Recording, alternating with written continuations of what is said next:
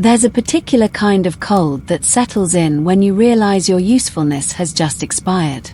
You've done the job. Clean, efficient, silent. You even managed not to kill the family dog or set the stables on fire this time. You meet your contact in a mossy alley or behind a monastery, get your half-hearted well done, and then you feel it, the shift in their eyes. That split-second flicker. They're not looking at you anymore. They're calculating. Because here's the truth no assassin likes to admit. You're disposable. It doesn't matter how loyal you've been, how clean your work is, how quiet you've kept.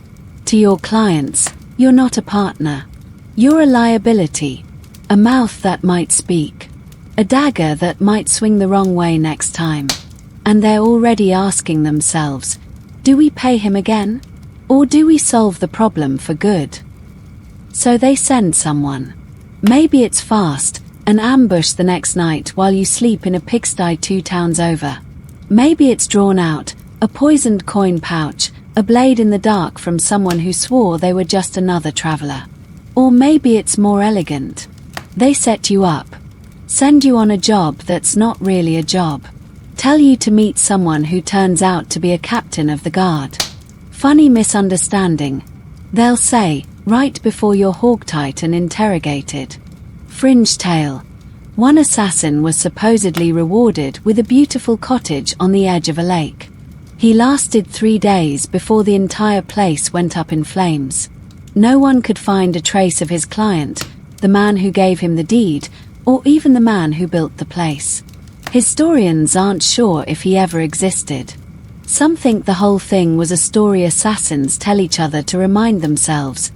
Never trust a happy ending. You try to outthink it. Stay ahead. You never meet in the same place twice. You watch the watcher. You ask questions that sound harmless but mean everything.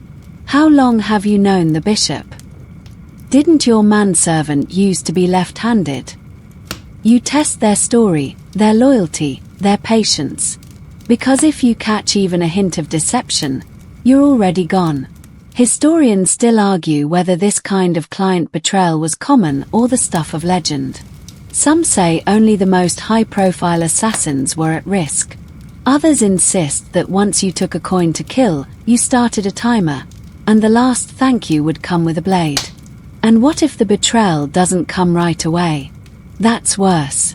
Now you're stuck in limbo, wondering when it's coming.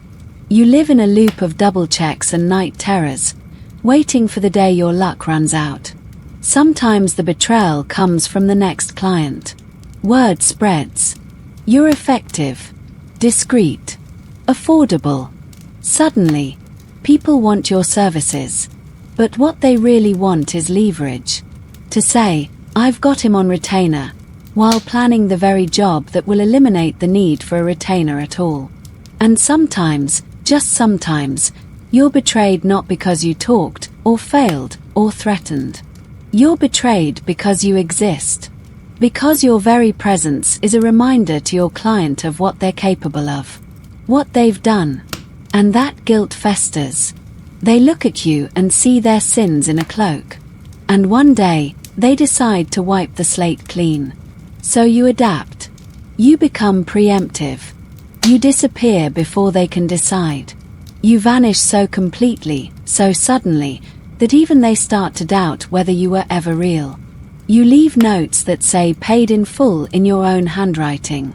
You torch your safe houses. You trade identities like coins. Because staying alive isn't about skill anymore. It's about vanishing before the knife lands. And yet, sometimes they still find you. Because someone always talks. The servant you bribed. The healer who stitched your side. The guard who swore he'd look the other way. They whisper your name, not out of betrayal, but carelessness. Or greed. Or fear. You learn to trust no one. Not even those who seem like you. Especially not them. Because if there's one thing assassins do worse than trust, it's share. There's no brotherhood here. Only silence. And survival. And if you somehow manage to avoid the client's blade, if you see the betrayal coming, sidestep the trap, and slip away with your skin intact. Then congratulations. You've earned the right to keep running. To wonder every night if the man sitting across the inn from you is just a traveler, or a cleaner sent to tidy up the mess that is you. Because being a medieval assassin isn't about one job, one kill, or one betrayal. It's about knowing, deep in your bones, that every client eventually turns into an enemy. And the better you are, the sooner that happens. There's getting caught, and then there's getting caught in the Middle Ages, a truly unforgettable experience filled with noise, nonsense, and more showmanship than a traveling juggler with a drinking problem. You might imagine that if you were captured, you'd face a fair trial, evidence weighed, a defense mounted. Oh, my sweet summer listener. That kind of thinking gets you dunked in a barrel of holy water and declared possessed. Medieval justice wasn't about fairness. It was about spectacle. A captured assassin was political currency, moral outrage, and public entertainment all rolled into one unfortunate package. Your capture was a gift to local authorities. A chance to show the crowd that law and order still existed, and to demonstrate what happened when someone dared to disturb the carefully curated chaos of feudal life. Step 1. Accusation. Someone shouted your name, and that was basically the arrest warrant. Did they have proof? Maybe. Did they need it? Not really. Inquisitors, guards, local lords, they didn't need much to drag you into a cell the size of a wardrobe and twice as moldy. Step 2. Confession. Not because they wanted the truth. They wanted something they could repeat loudly to the crowd while you screamed in the background. And if you didn't talk, well, they had ways of helping you remember. Let's talk about torture, gently. You'd be asked to confess to everything. The murder, the conspiracy, the dark arts, speaking to ravens, cursing the Duke's boots. Anything went. It didn't matter if it was plausible. All that mattered was that you gave a dramatic enough story for the scribes and onlookers to chew on. Fringe tidbit. In one bizarre trial from 1349, a captured killer was accused of summoning storms with his breath. He allegedly scowled at a noble during a feast, and a thunderstorm rolled in later that night. Coincidence? Not to the crowd. They cheered as he was paraded through town tied to a wagon wheel, clearly believing he was both a murderer and a weather wizard. Historians still argue whether these wild accusations were believed or simply tolerated as a necessary part of justice. But either way, the process was designed less to uncover facts and more to justify the punishment. If the crowd left feeling satisfied, morally validated, even, then it was a job well done. You'd be shackled, put on display, often in the town square. And you weren't just accused of murder. Oh no. You were the bringer of chaos. A symbol of darkness. The thing that crept in and broke the fragile illusion of safety. So the punishments, they matched the fear. Sometimes it was hanging. Not dignified, not clean, long, slow, and public. Other times, they went for more creative options. Being drawn and quartered, broken on the wheel, or if the clergy got involved, burned. All of it performed with theatrical flair and the subtle messaging of, "Don't try this at home, kids." And you never died alone. There was always a crowd. Children on shoulders. Vendors selling snacks. Dogs barking. Priests muttering about sin. You were a cautionary tale in real time, a story being written with screams and smoke. And the confessions they pulled from you. Wild. False. Or, worse, partly true. Because under that kind of pressure, with bones grinding and fingers bent in directions not approved by nature, you'd say anything. You'd admit to killing saints, speaking to owls, cursing fields, or even starting plagues. All while desperately hoping it would make the pain stop. Did anyone really believe these confessions? Some did. Some just liked the drama. The important thing wasn't truth. It was control. Your execution was a reminder that the system, such as it was, still worked. And that fear still kept the people in line. Even in death, they didn't let you go clean. Your body was left out as a warning, strung from the gate, nailed to a post, or buried at a crossroads with your face covered in lime so no one would recognize you in the afterlife. You weren't mourned. You were used. And then forgotten. Unless, of course, you managed to avoid all that. There were rumors, never confirmed, of assassins who bribed guards, switched places with prisoners, or faked deaths. A few may have escaped, slipped into other lives, changed their names. But they never stopped running. Because once you've been declared an assassin by medieval justice, you don't get to clear your name. You just get to not die that day. So no, getting caught wasn't just an end. It was a finale. A bloody, chaotic, absurd theatre piece designed to satisfy the crowd and terrify the survivors. And as you dangled there, real or imagined, everyone who saw you was meant to think the same thing: I better stay in line. Villages. Quaint, peaceful, filled with grannies knitting by the hearth and children playing with wooden hoops, right? Not when you're a suspected assassin, they're not. No, when you show up, even the chickens look judgmental. The idea that medieval villages were sleepy havens where you could disappear. That's a lie invented by storytellers who've never tried to hide in a place where everyone knows everything about everyone. You, with your strange boots and even stranger silence, might as well walk in waving a banner that says, "Ask me about my crimes." See, you didn't blend in. Not really. You didn't talk like them.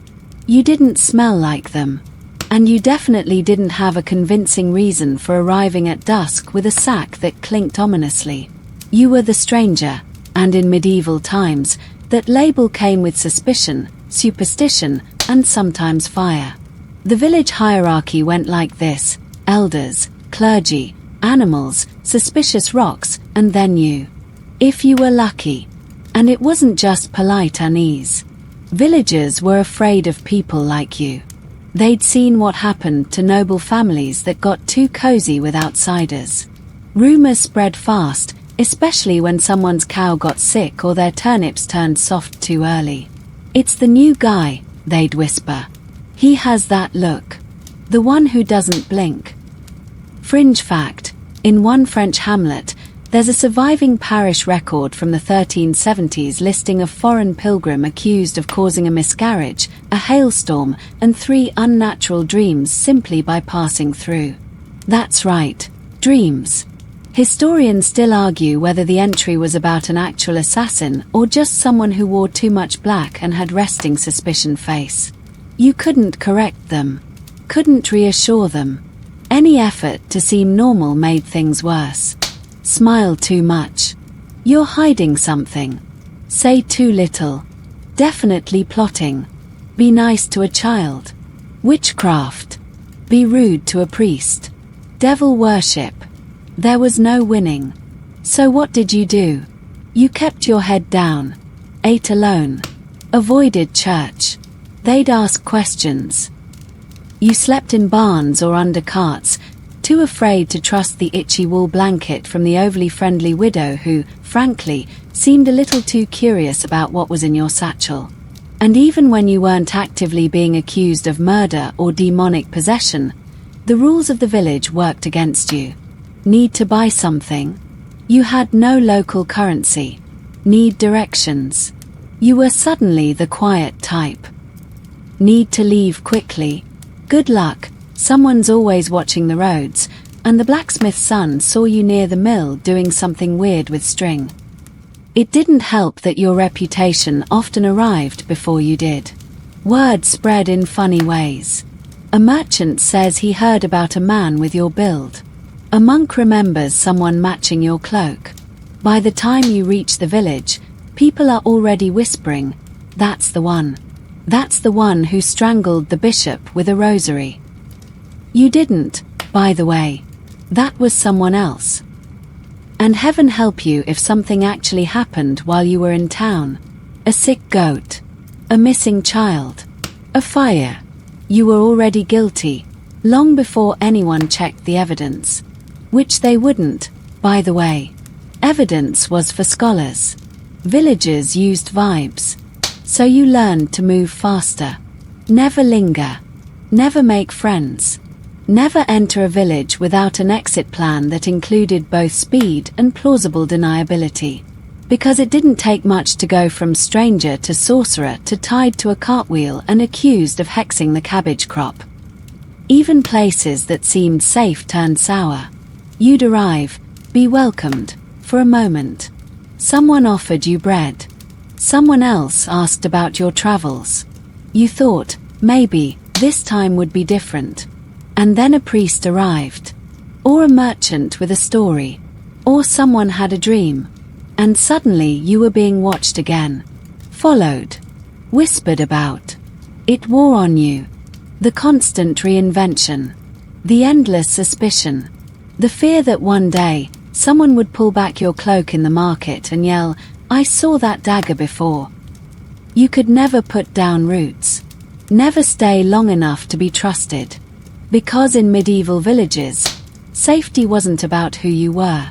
It was about who people thought you were. And if they thought wrong, you didn't get a trial. You got a mob. Villages weren't havens. They were pressure cookers. And you were the match. Let's imagine, for just a breath, that somehow you survive it all. The kills. The escapes. The betrayals. The mobs, the dogs, the poison that didn't quite stay in its vial. You're older now. Slower, maybe, but alive. And for one fleeting moment, you think, maybe you've earned the right to celebrate. But no, that's not how this ends. You don't get to raise a glass in some warm tavern, clink mugs with allies, and laugh about the time you almost got skewered by a particularly aggressive butler. You don't get to tell your story, to share your scars, to bask in a job well done. Because celebration draws attention. And attention. That's lethal. Every success came with silence. Every victory, a lonely fade into the background. You weren't allowed to smile too wide.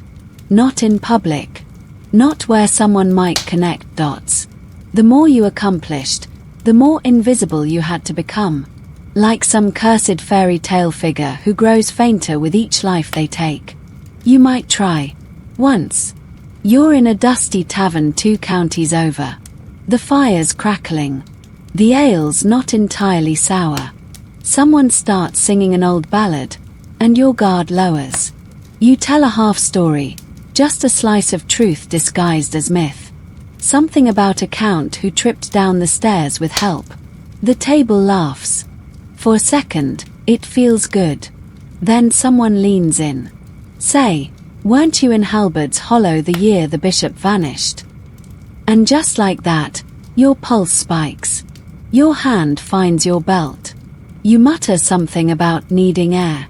Because one careless chuckle, one too detailed anecdote, and suddenly the room is full of potential witnesses. There's a fringe story, possibly true, of a man who bought drinks for an entire tavern after retiring. Claimed he was done, safe, untouchable. That was his last night alive. 3 different patrons turned him in for 3 different bounties. No one knows who got paid. Probably the bartender. Historians still argue whether assassins truly craved recognition or were content with shadows. But the rare moments where one stepped into the light, they didn't end well. Even if you weren't caught, celebration changed you. It softened your reflexes. It told your brain, we've made it, when the truth was, you were never done. You were just between deaths. You knew this deep down. That's why you never unpacked. Never slept in the same bed twice. Never let a fire burn too long or too high. Joy, for someone like you, was a sign of weakness. A target painted in laughter. And besides, who would you celebrate with? You had no friends. No family. The few people who knew your real name were either dead, missing, or trying very hard to forget you ever existed. You couldn't exactly mail out invitations. Come toast my career in murder. Casual cloaks encouraged. So you told yourself you didn't need it. That satisfaction was survival. That every dawn was its own reward. That the quiet thud of boots on morning roads, the gentle weight of coin in your pouch, the creak of a saddle under stars, that was your celebration. But it wasn't. Because deep inside, in that place you kept buried under tactics and poisons and fake names, you wanted someone to know. To nod and say, that was you, wasn't it? You did it.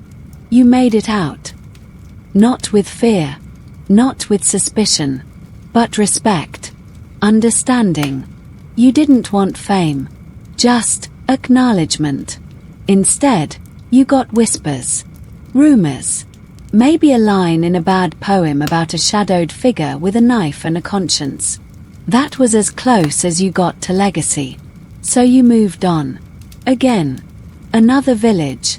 Another name. Another quiet corner of the world where you pretended to be something else.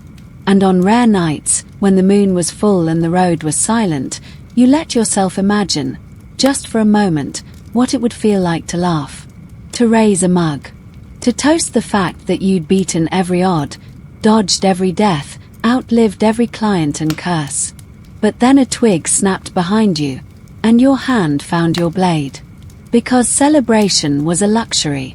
And you couldn't afford luxuries. So here we are. After everything, the backstabbing clients, the haunted sleep, the poisoned goat stew, you've reached the end of the line. Not with fanfare. Not with a dramatic final mission and one last heroic leap into legend. No, your journey winds down with the soft, slow erosion of your body, your mind, and the stories you told yourself to survive. You don't die in battle. You don't get caught. You just stop. Maybe your hand starts shaking. Not from fear, but from age. From every injury that never healed right. From winters spent in damp cellars and summers beneath broken roofs. Your knees ache when you crouch. Your eyes don't adjust as fast in the dark. You miss a step on the stairs and curse yourself, not because it hurts, but because it reminds you that you're not what you were. The jobs slow down. Or maybe they don't come at all. The people who used to whisper your name are gone, dead, vanished, replaced by new nobles with new enemies and a new generation of fools with blades and something to prove. You become obsolete, irrelevant, not feared, forgotten. And for a moment, that's worse than death. There's a fringe story, quietly passed between the old veterans, the real ones still clinging to corners of the world, that the most legendary assassin of the Eastern Marches died not by blade or fire, but by falling off a ladder trying to fix a leaking roof. No applause. No vengeance. Just a wet boot, a patch of moss, and a quiet thud. Historians still argue about the end of such lives. They wonder, do assassins die in obscurity, or do they choose their moment? A final mission, perhaps. Something clean. Something worthy. But you know better. You know most don't get to choose. They just fade. Your name is gone now. You've changed it too many times. Even you can't remember the original. The language feels wrong in your mouth. Your birth village, if it's still there, wouldn't know you. Your face is weathered, your hands calloused. You don't recognize yourself in still water. But you do remember. Not everything. Just flashes. The moonlight on cobblestones. The smell of old leather. A target's final breath fogging the air on a cold night. Moments that cling like smoke to a cloak. Not because you're proud, but because they're yours. Proof that you existed. You sit alone now. Maybe in a shack. Maybe in a forest clearing no one visits. You don't light fires anymore. Too risky. You eat simply. Move slowly. Talk to yourself more than you should. The world has moved on. Kings have changed. Towns have burned and rebuilt. And somewhere out there, another young fool is learning to kill. You're not bitter. Not really. You chose this. Or at least, You didn't refuse it. You walked the path, took the coin, accepted the weight. You made your peace with that long ago. But still, on quiet nights, you wonder what would have happened if you hadn't. Would you have been a farmer? A priest? A merchant with 3 kids and bad teeth? Would you have died in a war instead of slipping past them? There's no answer. Just rustling trees and the faint creak of your joints as you stand one last time to check the door. Out of habit, not fear. And when the end comes, it won't be poetic. It won't be righteous. It won't even be noticed. You'll slip away like smoke in a breeze. No grave. No stone. No songs. Just bones under earth and silence above. And strangely, that's okay. Because your life was never about glory. It was about survival. You lived in the in-between, between names, between lives, between the heartbeat before and the breath after. And now, finally, there's nothing left to survive. So you close your eyes. And for once, no one follows.